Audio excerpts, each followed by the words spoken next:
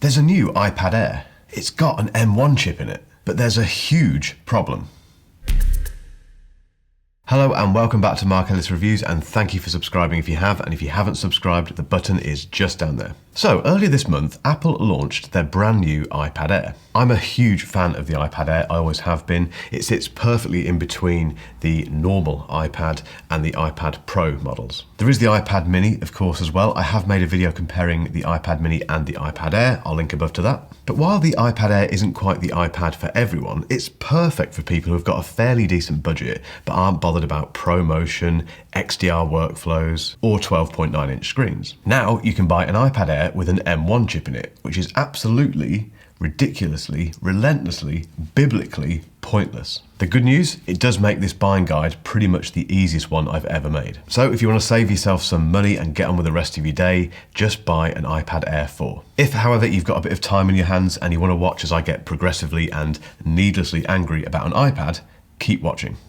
So if we look at the new M1 iPad Air versus the iPad Air 4, it's pretty much the same iPad. All of its buttons, speakers, cameras, etc. can be found in the exact same location as the outgoing model. There are some new colours, you can't get the silver colour anymore. And the new colours they've brought in are basically just different shades of what were there before. They're still quite nice, they're fairly pleasant, fairly muted. When it comes to storage, it's still really strange. You can either get the 64 gig version of the iPad Air or the 256 gig version. There's no 128 gig version in the middle. And on the face of it, it does look a bit stupid, but it's also quite savvy on Apple's behalf because there's that big gap and you look at the 64 gig and you think, well, I may as well just get the 256. So it's quite a smart bit of upselling on Apple's behalf. The display is identical as well. It's not ProMotion still. It's still that 60 Hertz panel.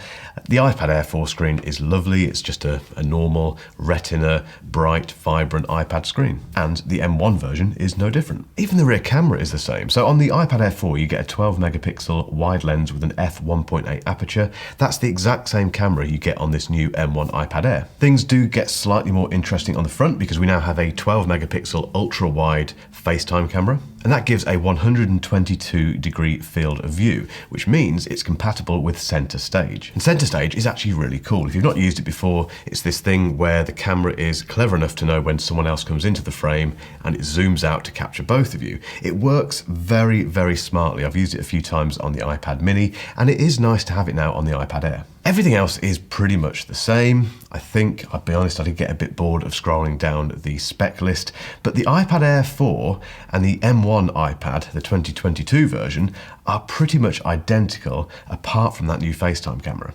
So who needs an M1 iPad Air? No one. I've actually got no issue with Apple putting an M1 chip into their iPads.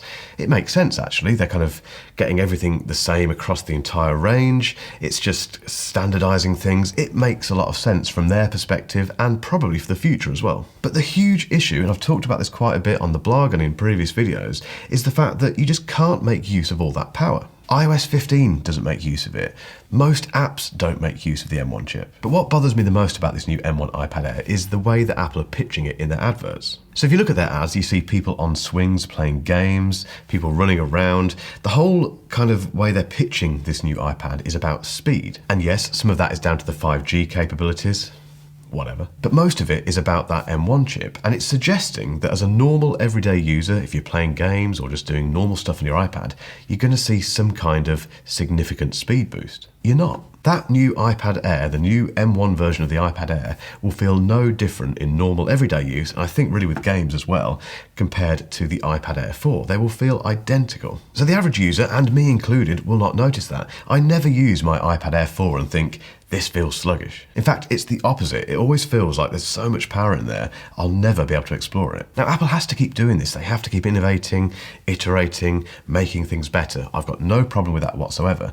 But the problem with the iPad is that the hardware overtook the software and the operating system years ago. And the fact that their mid-range iPad now has that very powerful M1 chip in it really exacerbates the issue. It also puts serious doubts on the future of the 11-inch iPad Pro, because why would you go with that one now? Because if you look at the differences between the 11-inch iPad Pro and the iPad Air, the new iPad Air, you get ProMotion on the iPad Pro, you get more speakers, you get more cameras. That's it. They've both got the exact same chip. It makes the 11-inch iPad Pro a rather confusing and fairly pointless product. So if you're thinking at the moment about buying either the new iPad Air or saving yourself some money and buying the iPad Air 4, but you're worried because you've seen those adverts and you're thinking, oh, I need that new chip. I don't want the slower iPad Air. What do? Well, the new M1 iPad Air starts at $599. By comparison, if you look on Amazon, you can pick up the 4th generation iPad Air for about $489. And as time goes on, I'm fairly sure if you shop around, you'll find it even cheaper than that. So this year, Apple has single-handedly pulled off the silliest and the most brilliant trick with the new iPad Air. On one hand, they've put a chip into it which no one can explore and use to its full potential. But on the other hand, and it's a benefit for us, not them, they've made bargain hunting for that brilliant iPad Air 4 much easier. In fact, if you want the best, most cost-effective all-screen iPad that money can buy, now is a really good time to buy the iPad Air 4. I think you've got two options. If you need a new iPad Air now, just buy the iPad Air 4. You will absolutely love it, trust me. The second option is to wait until WWDC in June, where hopefully, touch wood, we may see a new version of iPad OS which finally makes use of that M1 chip. I'm really hoping that's going to happen myself. I'm not going to change my iPad Air 4 until there is a version of iPad OS which can make use of that M1 chip. So if you can wait until then, wait and see what happens at WWDC, and if they let us down again with iPad OS 16, then again, just get yourself an iPad Air 4. Now, if you've still got some time, keep watching for a link to my video where I compare the iPad Air 4 versus the brilliant iPad mini, which sounds like a daft comparison, but trust me, it isn't. But until next time, thank you as always for watching, and I'll catch you in the next video.